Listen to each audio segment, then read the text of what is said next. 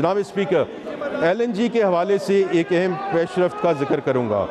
پاکستان نے ایک جامع ریسرچ کے بعد قطر اور اٹلی کے ساتھ اپنی طویل مدتی سیل اینڈ پرچیز ایگریمنٹس میں دوبارہ بات چیت کی اور سال 2026 کے لیے 35 LNG کارگوز کی کمی پر اتفاق کیا۔ اس ایک فیصلے کی بدولت ہمیں تقریباً 1.2 ارب امریکی ڈالر زر مبادلہ کی بچت ہوگی۔ یہ اسی کاوش کا نتیجہ ہے کہ گزشتہ 11 مہینوں میں صارفین کے گیس کے بل میں کوئی اضافہ نہیں ہوا۔ جناب اسپیکر، ایران امریکہ جنگ کے پیش نظر ہم نے مقامی گیس کی پیداوار بڑھانے پر بھی توجہ مرکوز کی۔ مارچ 2026 کے بعد ہماری تیل کی تلاش کی کمپنیوں نے قومی نظام میں تقریباً 100 MCCFD اضافی گیس شامل کی، جس نے بجلی کی پیداوار میں شارٹیج کو نمایاں طور پہ کم کیا۔ ہم نے کھاد کی پیداوار کو ایک لمحے کے لیے بھی رکنے نہیں دیا۔ ملک کے 10 کھاد کارخانوں کو گیس کی مسلسل فراہمی یقینی بنائی گئی۔ اسی طرح LNG پر کام کرنے والے پلانٹس کے لیے بھی گیس مختص کی گئی۔ جناب اسپیکر، حکومت نے تیل اور گیس کے دریافت کے درمیان بھی اہم کامیابی حاصل کی ہیں۔ پاکستان نے 20 سال بعد آف شور لائسنسی کے 24 بلاکس قومی اور بین الاقوامی ENP کمپنی کو الاٹ کیے ہیں۔ یہ پاکستان کی آف شور آئل اینڈ گیس ایکسپلوریشن کی تاریخ کا سنگ میل ہے۔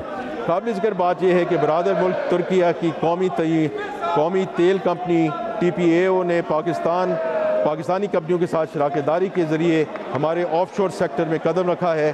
مالی سال 25-26 کے دوران ENP شعبے میں سرمایہ کاری 1 ارب ڈالر سے تجاوز کرنے کی توقع ہے۔ اس عرصے میں 17 نئی تیل اور گیس کی دریافتیں ہوئیں، جن سے مقامی پیداواری استعداد میں 108 MMCFD گیس اور تقریباً 16,000 بیرل یومیہ تیل کا اضافہ ہوا، جبکہ پروڈکشن میں اضافہ کے ذریعے مزید 229 MMCFD گیس اور 13,000 بیرل تیل قومی نظام میں شامل ہوا۔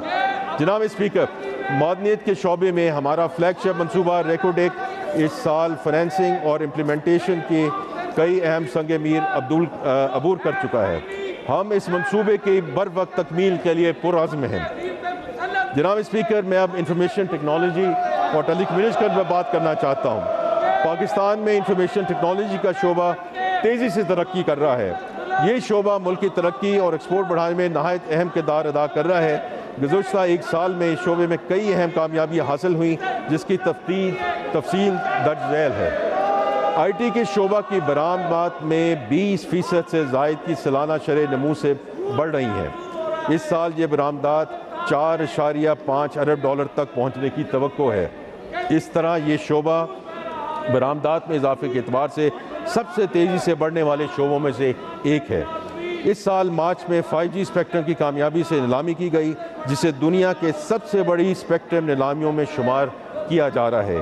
اس کے ذریعے 5 شہروں میں 5G سروس شروع ہو چکی ہے۔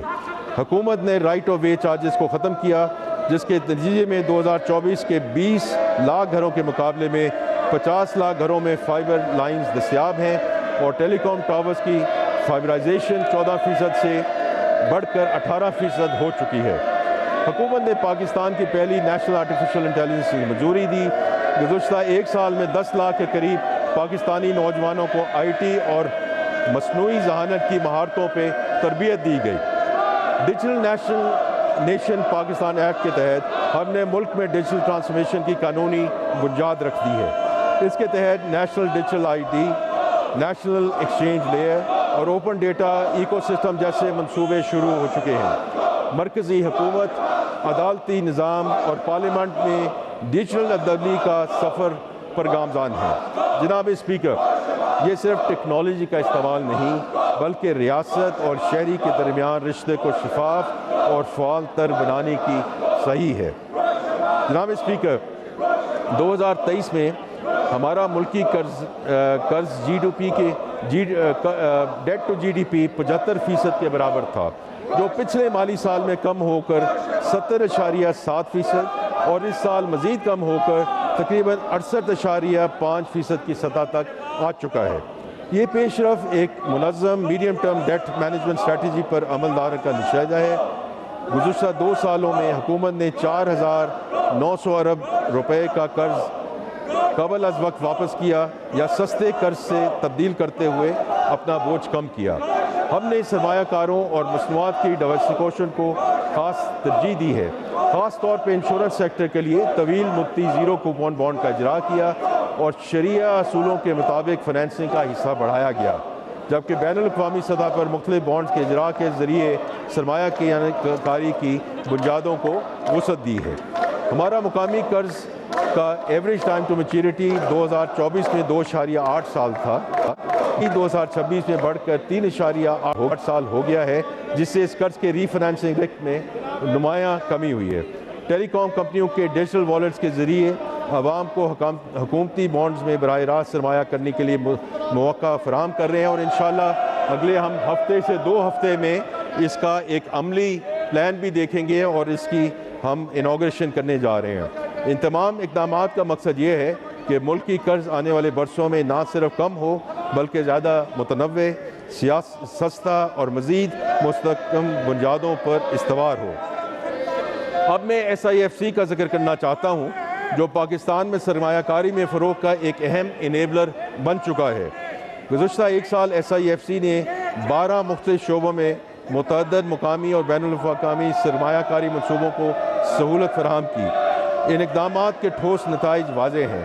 میں 2-3 مثالوں کے ذریعے SIFC کے اہم کردار پر روشنی ڈالنا چاہوں گا۔ ان میں سب سے پہلے پاکستان اسٹیل ملز کی 6,860 ایکڑ اراضی کو ایک خصوصی اقتصادی زون کے طور پر فعال کرنا ہے۔ یہ منصوبہ ملک میں معاشی سرگرمی میں اضافہ کرے گا۔ تھر کول ریلوے منصوبہ پہ بھی SIFC کی افادیت کا منہ بولتا ثبوت ہے۔ پاکستان ریلویز اور حکومت سندھ کی مشترکہ مالوی معاونت سے شروع کیے گئے اس منصوبے سے مقامی توانائی کے ذخائر کو قومی نقل و حمل کے نیٹ ورک سے جوڑنے میں مدد ملے گی۔ اس سلسلے کا ایک اور بڑا قدم ویئر ہاؤسنگ کی شعبے کو باقاعدہ طور پر صنعت کا درجہ دینا تھا۔ اس اقدام سے سپلائی چین کی لاگت کم ہوگی اور کئی شعبوں کو فائدہ پہنچے گا۔ جناب اسپیکر، یہ بجٹ ایک واضح اور بامقصد حکمت عملی کے تحت ترتیب دیا گیا ہے۔ بجٹ کی سب سے اہم ترجیح ملک میں پیداواری صلاحیت کو بڑھانا اور برآمدات کو فروغ دینا ہے۔ اس مقصد کے لیے ہم برآمدی صنعتوں کو ٹیکس مراعات دے رہے ہیں اور ایکسپورٹ فائنانس اسکیم کے ذریعے ایکسپورٹرز کے لیے وسائل فراہم کر رہے ہیں تاکہ ہمارے ایکسپورٹرز بین الاقوامی منڈیوں میں مزید مؤثر انداز میں مقابلہ کر سکیں۔ برآمدات میں اضافہ ہمارے زر مبادلہ کے ذخائر کو مستحکم کرے گا، روزگار پیدا کرے اور خوشحالی کا ذریعہ بنے گا انشاءاللہ۔ زراعت ہماری معیشت کی ریڑھ کی ہڈی ہے۔ ہم نے زراعت کے فروغ اور کسانوں کو آسان قرضہ جات کی فراہمی کے لیے کئی اقدامات کیے ہیں۔ اسی طرح انفارمیشن ٹیکنالوجی کے شعبے کو مزید ترقی ہماری ترجیحات میں شامل ہے۔ جناب اسپیکر، یہاں میں واضح کرتا چلوں کہ ملک میں روزگار کی فراہمی ہماری اہم ترجیح ہے۔ اس حوالے سے آگے بڑھنے کا واحد راستہ ایسے کاروباری ماحول کی فراہمی ہے جس میں نجی شعبہ پھلے پھولے، ملک میں کاروبار کو فروغ ملے اور روزگار کے مواقع پیدا ہوں۔ ہمیں قوی امید ہے کہ پرائیویٹ سیکٹر خصوصی صنعتی شعبے کے فروغ سے ملک میں روزگار کی فراہمی بہتر ہوگی۔ جناب اسپیکر، اس بجٹ کی ایک